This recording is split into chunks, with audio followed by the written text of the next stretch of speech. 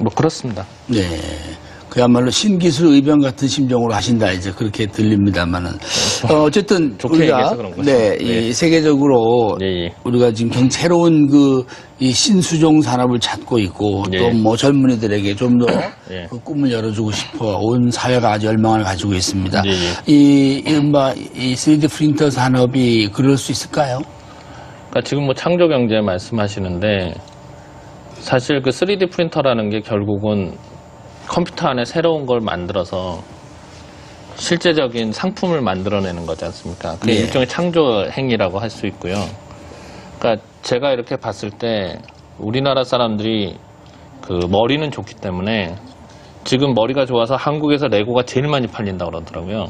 그래서 레고 사장이 원래는 거의 망해가던 회사였는데 한국 때문에 나무 쪼가리 몇 개를 무지하게 비싼 가격으로 사줘서 한국 사람이 오면 무지하게 고마워한다. 참 레고도 이 3D 프린터를 찍을 수 있는 찍어서 거죠? 그대로 쓸 수 있습니다. 그러니까 지금 제 생각엔 우리나라 사람들이 3D 프린터로 창조적인 그 제품을 만들거나 예를 들어서 로봇 같은 경우 우리나라 사람들이 어렸을 때는 무지 잘 만들어요. 왜? 대학을 갈 수가 있으니까요. 그거하고 마찬가지로 정부가 어떤 특혜를 줘가지고 새로운 교육 프로그램을 만들고 레고 대신에 3D 프린터를 갖고 뭐 새로운 걸 만들어낸다는 거죠. 예를 들어서 뭐 드론 같은 비행기를 만들어낸다든가 애들이 쉽게 과학을 이해할 수 있는 장비를 만들어내서 창조적인 인간을 만드는 기본 도구로 무장을 시켜야 될 것 같고요. 그러고 난 다음에 레고 같은 제작 프로그램을 창의적으로 3D 프린터 갖고 만들어서 그 한국적이면서 세계적인 교육 프로그램을 만드는 게 내 생각엔 제일 좋다고 생각을 하고요. 그런 게 이제 돼야지만 전 국민이 이제 발명가가 돼서 세계 시장에서 3D 프린터가 이제 제가 원하는 세상은 3D 프린터를 가지고 뭐 산업혁명이 되면 공장이 될 거 아닙니까? 가정이. 그러니까 지금 뭐 보면은 그 은퇴하면 사람들이 음식점 하거든요. 음식점 하면 대부분 100%가 망해요. 먹을 수 있는 사람은 딱 정해져 있는데 음식점 만들어내니까.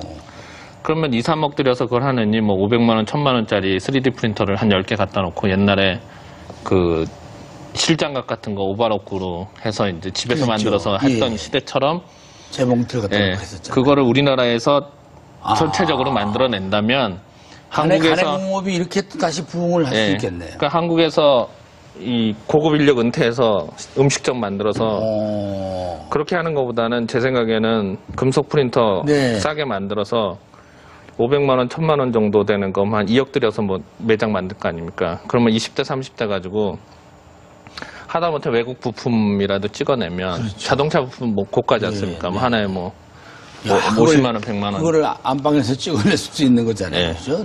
그런 식으로 어떤 새로운 육성 방안을 만들면 놀랍습니다. 현 정권에서도 충분히 구현할 수 있는 사업이 되지 않을까 이렇게 생각합니다. 정말 가정이 생산 능력을 갖는다는 건 정말 생각만 해도 가슴이 뛰는 일인데 결국 이제 이런 기술들이 그걸 저변이 된다는 말씀인데 그런데 지금 선생님께서는 이 3개월 동안에 그렇게 많이 파실 정도로 전망이 있는 이 제품 윌리봇의 기술과 설계도를 다 공개하셨다고 그러셨어요? 그게 뭐 제가 아까도 말씀드렸지만 이 3D 프린터는 재료가 많기 때문에 가공 기술을 재료별로 가공 기술이 현재 있는 것처럼 3D 프린터도 재료별로 가공 기술이 따로 있어야 된다는 거거든요. 근데 그게 7가지 메이저 기술하고 30가지 변종 기술이 있습니다. 그 중에서 가장 기본적인 게 제가 만든 3D 프린터 방식이거든요. 플라스틱을 적층하고 그리고 가격이 제일 싸고요. 근데 제가 이제 뭐 농담 반 진담 반으로 하는 게 전 국민이 3D 프린터 한 대씩 갖는 운동을 뭐 하기는 힘들겠지만 전 국민이 가지면 예전에 임진왜란 때 그 율곡 이희 선생이 10만 대군을 양병하라는 얘기를 하셨는데 그분이 실패하는 원인을 내가 곰곰이 생각해 보니까 관군을 가지고 10만 명을 내가 육성하려고 그랬거든요. 꼭 우리나라는 관군뿐만 아니라 의병이 있으니까 의병이 됐든 관군이 됐든 10만 명만 양성하면 제 생각에는 전 세계의 3D 프린터 공장은 다 한국으로 유치할 수 있는 것 같습니다. 지금 왜 3D 프린터가 생각보다 쉽지가 않거든요. 근데 그거를 우리가 먼저 선점하면 충분히 그런 가능성이 있다고 생각되기 때문에 네. 그러니까 제2의 산업혁명 때 우리가 어떤 길을 찾으면 충분히 될 거라는 생각을 갖습니다. 이 윌리보 사용 방법뿐만 아니고 네. 이 3D 프린터 연관된 기술을 전수하기 위해서 동호회를 만들고 또 무료 교육도 시키시고 예. 이런 일을 하신다고 들었어요. 예. 그러니까 아까 말씀드린 7가지 기술 중에 하나의 기술이 전체 프린터 시장의 메이저가 아니기 때문에 네. 제가 이제 그거를 공개를 했고요. 그리고 이제 교육을 받아서 나라의 어떤 도움을 받았다는 생각을 제가 갖고 있는데 네. 제가 이 자원봉사를 해보고 뭐 어려운 사람 도와주고 뭐 해봤는데 저하고는 좀 적성이 안 맞더라고요. 그래서 생각한 게 이 3D 프린터 기술을 보급을 해도 네. 국가 국민을 위해서 봉사를 할 수 있다는 생각을 가졌기 때문에 첫 번째 저희가 워크숍을 통해서 이제 기술을 전수하기 전에도 무료 교육을 한 번씩 매월 해서 사람들이 이제 3D 프린터를 알 수 있게 하는 게 이제 첫 번째 사회봉사라는 생각을 했고요. 두 번째 카페를 하게 된 거는 카페나 동호회를 만든 거는 엔지니어링 그룹을 한 3,500명 정도 모여 있는데 네. 그 사람들이 이제 이 기술을 가지고 3D 프린터에 대한 기술을 보급하는 전도사처럼 해주길 바래서 이제 이 동호회 같은 걸 만들었습니다. 네. 반응은 어떻습니까? 그러니까 사실은 뭐 우리나라에서는 뭐 기술을 만들어서 그대로 공개를 한다고 하면 대부분 다 좋아하죠. 왜 그러냐면 뭐 이걸 가지고 그대로 만들면은 3D 프린터를 만들 수 있는데 네. 제가 해보니까 우리나라 사람들한테 만드는 법을 다 가르쳐주고 했는데도 제 생각에는 하루 정도만 하면 다 만들 거라고 생각했는데 이틀 동안 밤을 새서 흥미가 있어서 온 사람들인데 이틀 동안 밤을 새서 만들어도 동작이 안 되더라고요. 네. 그래서 그때 더더욱 깨달은 게 이게 좀 더 시간이 필요하구나. 그래서 이제 뭐 설계도니 이런 거를 다 풀게 된 거죠. 네. 지금 이제 오픈소스가 주목을 받고 있는데 네. 제가 좀 궁금한 거는 그렇게 되면 특허와 오픈소스는 서로 충돌하는 거 아닙니까? 오픈소스하고 특허는 서로 상관이 없습니다. 둘 다 이제 저작권을 유지하는 방법인데 네. 지적재산권을. 특허는 특허대로 존재할 수 있고요. 오픈소스에도 특허가 있습니다. 아, 그렇군요. 근데 문제는 특허의 실시권을 무상으로 주냐, 네. 유상으로 주냐의 차이일 뿐이고, 그 다음에 오픈소스는 우리나라 사람들은 대부분 이걸 그냥 거저 갖다 쓰면 된다는 생각을 갖는데요. 오픈소스도 지적재산권이거든요. 네. 예를 들어서 외국 제품의 경우 맨델이라는 이름을 붙여야 돼요. 오픈소스 사용하는 조건에 네. 원저작자가 만든 이름이 맨델이라고 그러면 영국 거는 맨델이라는 이름을 붙여야 되거든요. 그래서 체코 사람이 대량 개량을 해서 프루사 맨델이라고 팔고 근데 우리나라는 윌리봇을 제가 제 이름으로 해서 만들었는데 아직 개념이 없어서 그냥 똑같이 만들어도 자기 이름을 붙여서 쓰더라고요. 근데 원래 법적으로는 윌리봇 이렇게 붙여야 되거든요. 이렇게 그래서 그런 것도 좀 계도를 해야 되는 그런 현재 상황입니다. 그래서 네. 오픈소스하고 특허는 서로 별개의 문제니까 그런 특허를 가지고 계몽을 시킬 수도 있죠. 알겠습니다. 지적재산권을. 네. 내년 2월이면 이제 금속 소재를 이용한 3D 프린터 기술도 예. 특허가 만료된다고 하는데 지금 그러면 또 주원생께서 그것도 준비하고 계십니까? 그 제품도?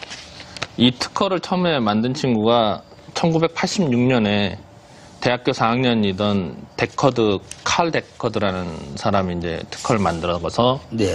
86년부터 지금부터 20년 전까지 이제 메이저 특허를 등록을 했습니다. 그래서 내년 2월에 사실은 이 특허가 만료된다고 하는데 이게 누구 말이냐면 외국의 유명한 한 사람의 말을 가지고 전 세계가 다 움직이고 있거든요. 근데 제가 특허를 조사해 보니까 내년 2월이 아니라 내년 3월 며칠이더라고요. 네. 파일링한 걸 보니까. 아, 그렇습니까? 네. 네. 아무도 거기에 대해 이의를 제기하지 않아요.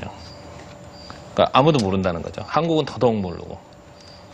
그러니까 그런 거를 가지고 이제 특허를 분석하고 있는데 지금 3D 특허가 한 3,000개가 넘어요. 근데 한국은 그 중에 100개가 아니라 10몇 개도 안 되는 것 같더라고요. 그러니까 이제 특허 분석은 끝났고 현재 간단한 테스트 버전 만들고 있고요. 네. 그래서 이제 그게 완성이 되면 이제 금속 프린터로 갈 겁니다. 그리고 금속 프린터라고 생각하면 이제 제가 이제 일반인들이 생각하셔야 될 게 금속만 된다고 생각하는데 금속 프린터는 이 플라스틱이나 지금 것 같이 다 돼요. 예. 분말 형태로만 들어가면 굳히는 방식이기 때문에 그냥 플라스틱 분말 넣어도 되고 티타늄 분말 넣어도 되고 구리 분말 넣어도 되는데 이제 온도만 좀 맞춰주면 되는 거죠.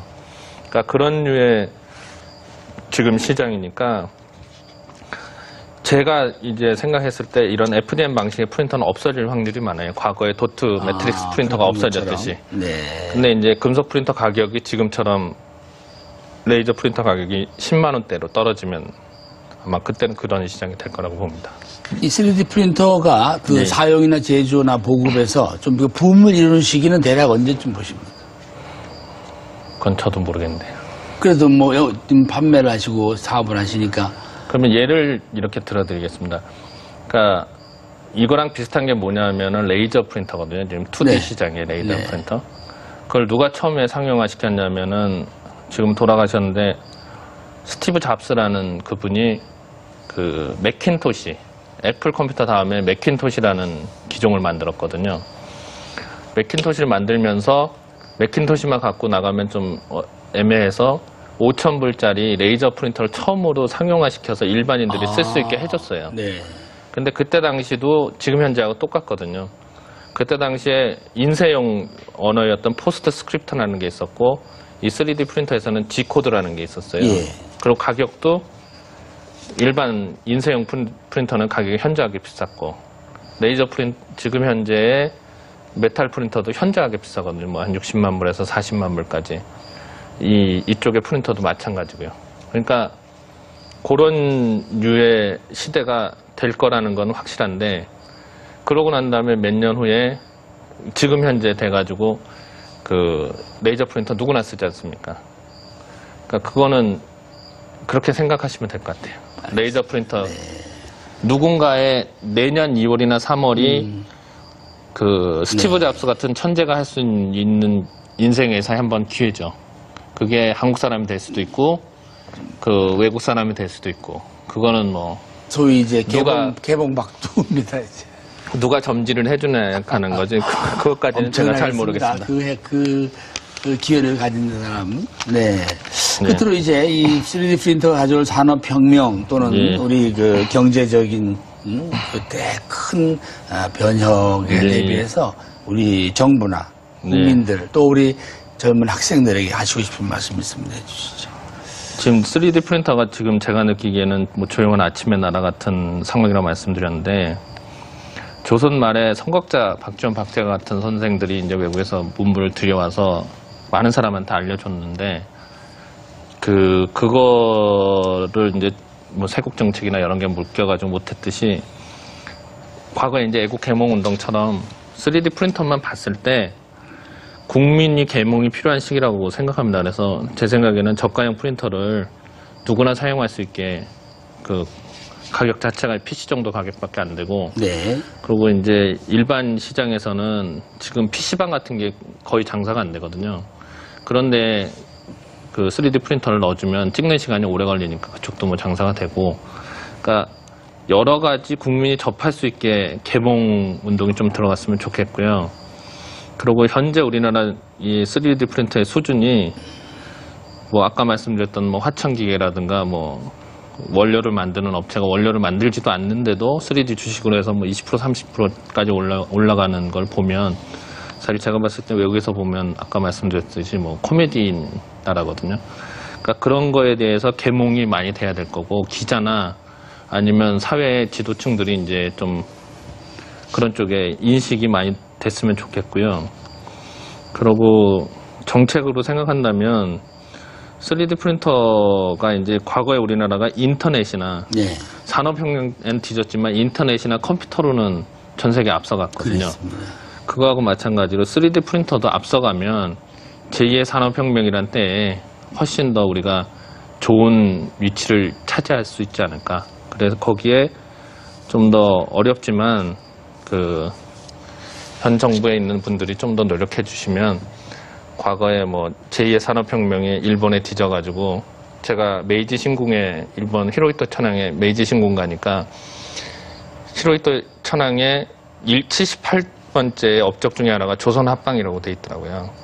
그러니까 우리도 선진국이 될 수 있는 한 번 더 일본하고 우리 판을 바꿀 수 있는 기회가 되면 제일 좋겠다는 생각이 듭니다. 네, 오늘 이 3D 프린터를 국내에 처음으로 개발하시고 또 그 관련 기술이나 사업 정보를 공개해 주시고 또 자세히 설명해 주셔서 고맙습니다. 네, 더 큰 성공을 기대하겠습니다. 네. 네, 오늘 초대석은 국내 화제가 되고 있는 3D 프린터 산업에서 국내 최초로 윌리봇이라는 제품을 개발하고 또 시판하고 있는 개발 사업가, 발명가이기도 한 주승환 씨를 함께 했습니다. 이제는 정말 생각이 날아다니는 시대에서 물건도 날아다니고 공장도 날아다니는 그런 시대를 눈앞에 두고 있는 것 같습니다. 제조업으로 성공한 나라, 또 IT 기술이 빛나는 나라, 창조적인 국민성이 있는 우리에게는 정말 또 새로운 큰 일거리를 잡은 게 아닌가 싶습니다. 경제 위기도 이 속에서 쉽게 이겨낼 거라고 믿습니다. 다음 시간에 뵙겠습니다. 고맙습니다.